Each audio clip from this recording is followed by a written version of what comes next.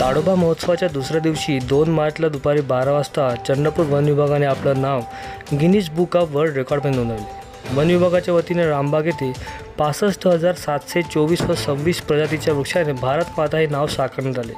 Guinness Book of World रेकॉर्डचे प्रमाणपत्र यावेळी वनमंत्री मुनगंटीवार यांना देण्यात आले। वनमंत्री Sudhir Mungantiwar, Guinness Book of World रेकॉर्डतर्फे आलेले अधिकारी व वन विभागाचे अधिकारी या कार्यक्रमात उपस्थित होते।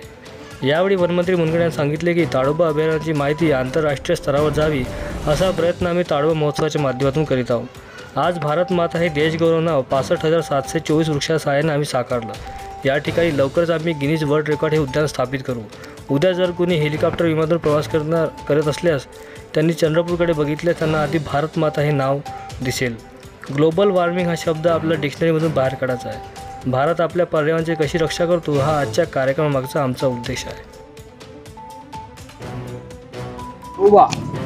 हे उत्तम पर्यटनाचं क्षेत्र राष्ट्रीय स्तरावर नव्हे आंतरराष्ट्रीय स्तरावर जावं या निमित्ताने हा उत्सव आहे।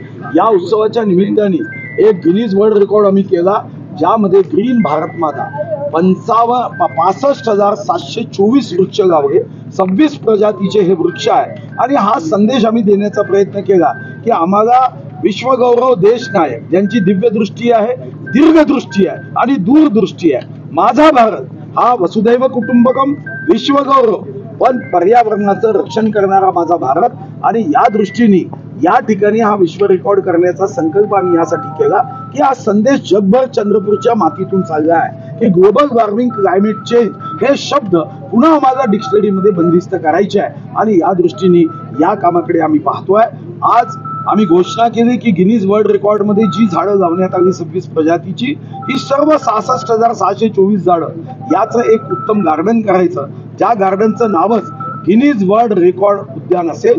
या उद्यानामध्ये तशीच भारत माता ही तयार करू की जेव्हा वृक्ष वाढेल तेव्हा आकाशातून जर एखादा विमान चालत जात असेल, हेलिकॉप्टर वागत जात असेल, तर ही चंद्रपूरचं गिनीज वर्ल्ड रेकॉर्डचं गार्डन हे त्याला भारत मातेच्या रूपात दिसेल, अशा सूचना मी केल्या।